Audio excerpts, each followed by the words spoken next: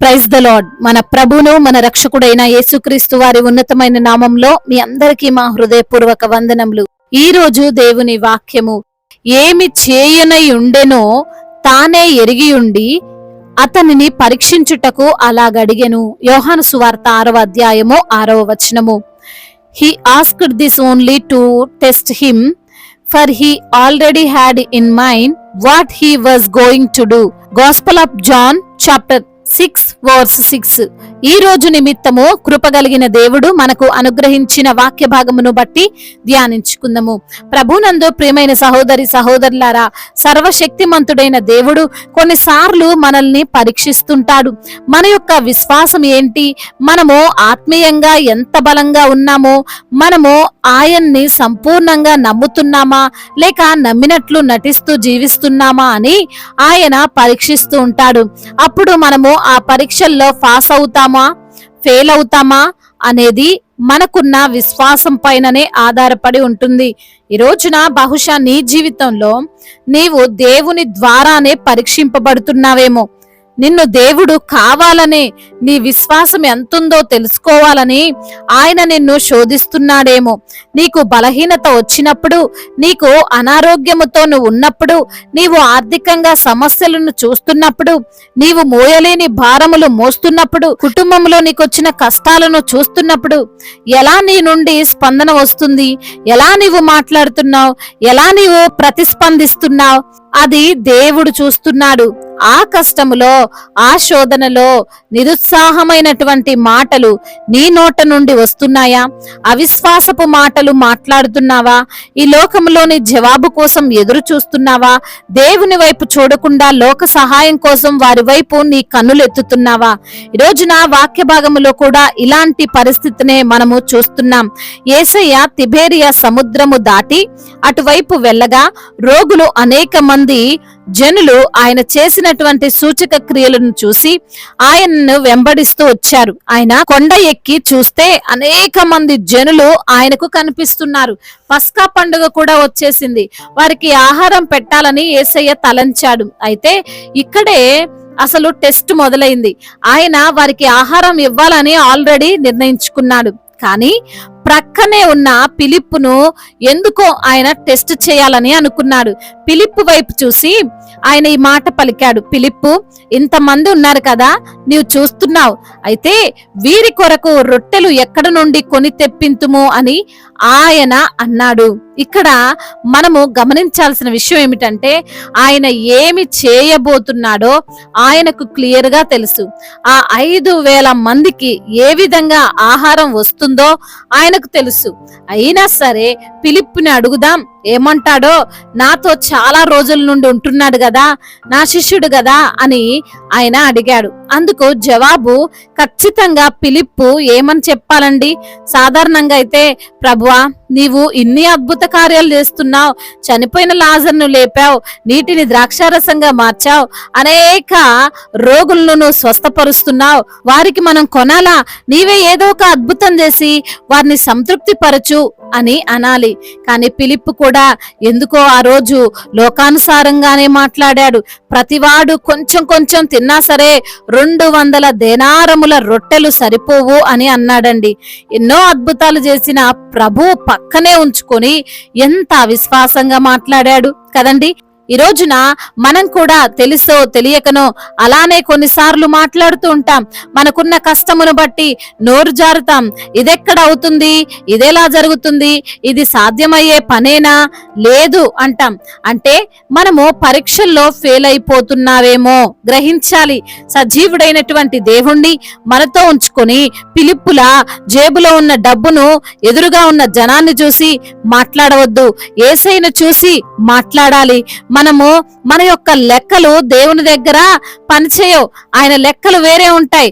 మన ఆలోచనలు ఆయన ఆలోచనలకు పొంతన ఏమాత్రం ఉండదు. అయితే ఇక్కడ మంచి విషయం ఏమిటి అంటే, దేవుడు ఏ అద్భుతం చేయబోతున్నాడో ఆ అద్భుతము జరిగి తీరుతుంది, ఆ కార్యం జరుగుతుంది.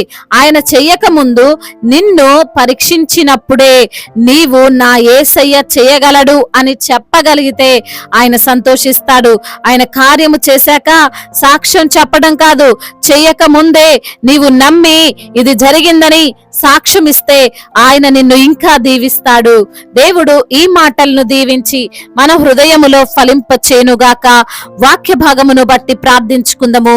ప్రతి ఒక్కరు కూడా ప్రార్థనలో ఏకీభవించగలరు.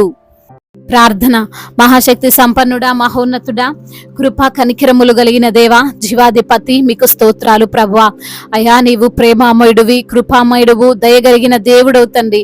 అయా నీ వంటి వారు లేరు ప్రభా. నీవు నిజమైన దేవుడవు తండ్రి. నీవు యథార్థవంతుడవయ్యా, నీవు న్యాయవంతుడవైన దేవుడవు, సమాధానం ఇచ్చే దేవుడవు ప్రభా. మీకు స్తోత్రాలు.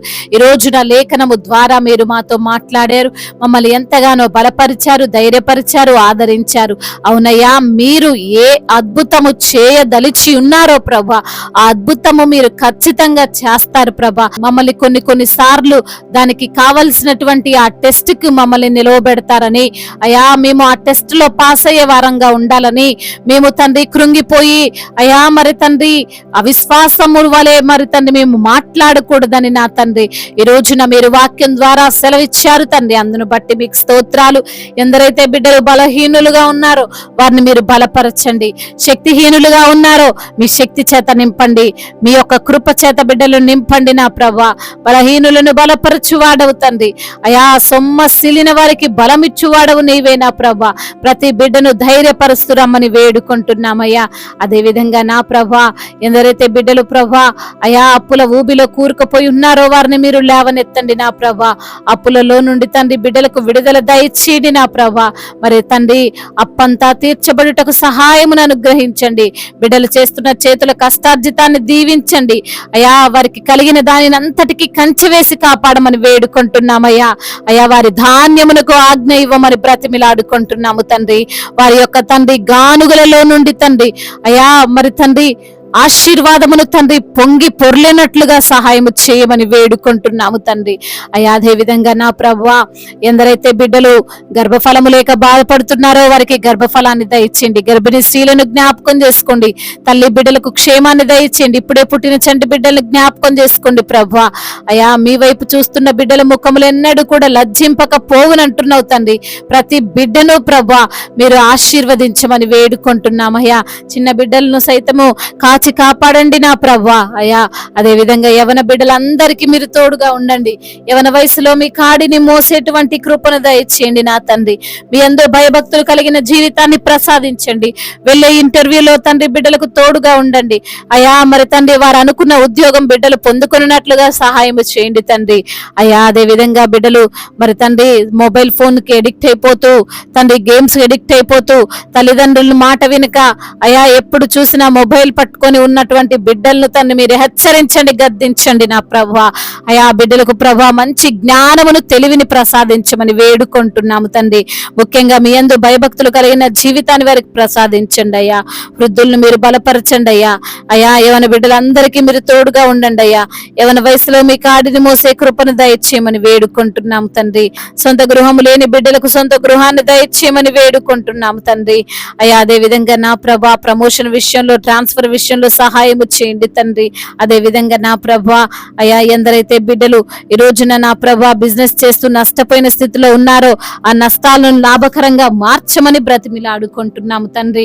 అదే విధంగా నా ప్రభా అనాథలుగా ఉన్నారో, అభాగ్యులుగా ఉన్నారో, ఎవరూ లేని ఒంటరి వారిగా వారు ఉన్నారో ప్రభా మీరే సహాయము చేయండి. ఒంటరి అయిన వాడు 1000 మందగునంటున్నావు తండ్రి. అట్టి బలము చేత ప్రతి బిడ్డను నింపండి అయా. మరి తండ్రి అదే విధంగా కోర్టు సమస్యలతో, భూతగాథ సమస్యలతో నలిగిపోతున్నారో ఆ సమస్యలన్నిటి నుండి కూడా విడుదల దయచేయమని వేడుకుంటున్నాము. దైవజనులందరికీ తోడుగా ఉండండి. సువార్థికులను మీరు బలపరచండి. మిషనరీస్ ని మీరు దీవించండి అయా. మీ యొక్క మెండైన కృప ప్రతి బిడ్డ పైన నిలుపమని వేడుకుంటున్నాము తండ్రి. అదే విధంగా నా ప్రభా అయా ఇంకా ఎందరైతే చెప్పుకోలేనటువంటి సమస్యలతో నలిగిపోతున్నారో వారందరినీ కూడా జ్ఞాపకం చేసుకోండి. దైవజనులందరికీ మీరు తోడుగా ఉండండి. సువార్థికులను మీరు బలపరచండి. మిషనరీస్ ని మీరు దీవించండి, ఆశీర్వదించండి అయా. మీ కృపా మీ కటాక్షము, మీ యొక్క బాహువు ప్రతి బిడ్డ పైన ఉండులాగున సహాయమును అనుగ్రహించమని వేడుకుంటూ తండ్రి, ఇంతవరకు చేసిన ప్రార్థన అంతటిని మీ పాద సన్నిధిన చేర్చుకోమని మానాథుడు, సర్వశక్తిమంతుడు, సజీవుడు, బలవంతుడైన యేసుక్రీస్తు వారి ఉన్నతమైన నామంలో ఈ ప్రార్థనను అడిగి వేడుకొని పొందుకొని ఉన్నాము మా ప్రియ పరలోకపు తండ్రి. ఆమేన్. ఈ రోజు పెళ్లి రోజు మరియు పుట్టినరోజు జరుపుకున్న వారందరినీ దేవుడు దీవించి సకల మేలులతో, సకల ఆశీర్వాదములతో, కృపాక్షేమములతో, శాంతి సమాధానముతో, మెండైన దీవెనలతో దేవుడు మిమ్మల్ని నింపునుగాక. మీ యొక్క ప్రార్థన అవసరతలను మాకు తెలియజేయగలరు. మీ కొరకు మేము తప్పక ప్రార్థిస్తాము. మొదటిసారిగా మన యొక్క ఆదరణ వాక్యం చూస్తున్నట్లయితే తప్పకుండా సబ్స్క్రైబ్ చేసుకోగలరు. ఈ వాక్యం మీకు ఆశీర్వాదకరంగా ఉండినట్లయితే కనీసం ఒక 10 మందికైనా ఈ వాక్యాన్ని షేర్ చేయగలరని దేవుని పేరిట మనవి చేసుకుంటున్నాను. దేవుడు మిమ్మల్ని ప్రేరేపించినట్లయితే విశ్వాసముతో సాగుతున్న ఈ పరిచర్యను ప్రోత్సహించండి. May God bless you all. దేవుడు మిమ్మల్ని దీవించి బలపరిచి స్థిరపరచునుగాక.